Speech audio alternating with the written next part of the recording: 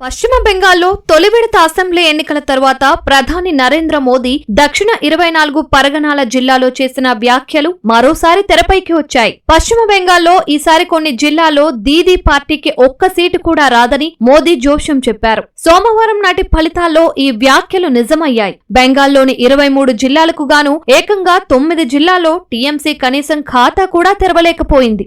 ఈ 9 జిల్లాల్లోని మొత్తం 68 స్థానాలను కైవసం చేసుకున్న బీజేపీ బెంగాల్ అంతటా కాషాయ జెండాను ఎగురవేసింది. తూర్పు మేదినీపూర్ జిల్లాలో సువేందు అధికారి తన పట్టును మరోసారి నిరూపించుకున్నారు. ఈ జిల్లాలోని మొత్తం 16 స్థానాలను బీజేపీ క్లీన్ స్వీప్ చేసి దీదీకి గట్టి షాక్ ఇచ్చింది. ఉత్తర బెంగాల్లోని డార్జిలింగ్, కాలింపాంగ్, జల్పాయిగుడి, అలీపూర్ దువార్ జిల్లాల్లో తృణమూల్ సహా ఆ పార్టీ మిత్రపక్షాలు కనీసం ఒక్క సీటు కూడా గెలవలేకపోయాయి. ఇక్కడి 18 స్థానాలతో పాటు ఉత్తర బెంగాల్ వ్యాప్తంగా ఉన్న 54 సీట్లలో 40 స్థానాలు బీజేపీ ఖాతాలోనే పడ్డాయి. కొండ ప్రాంతాలన్నీ బీజేపీ వశం కావడంతో మమతా బెనర్జీ మద్దతుతో నడుస్తున్న గూర్ఖా టెరిటోరియల్ అడ్మినిస్ట్రేషన్ భవిష్యత్తు ఇప్పుడు ప్రశ్నార్థకంగా మారింది. రాజ్యాంగ పరిధిలో కొండ ప్రాంతాల సమస్యలకు శాశ్వత పరిష్కారం చూపుతామని బీజేపీ ఇచ్చిన హామీకి అక్కడ ప్రజలు బ్రహ్మరథం పట్టారు.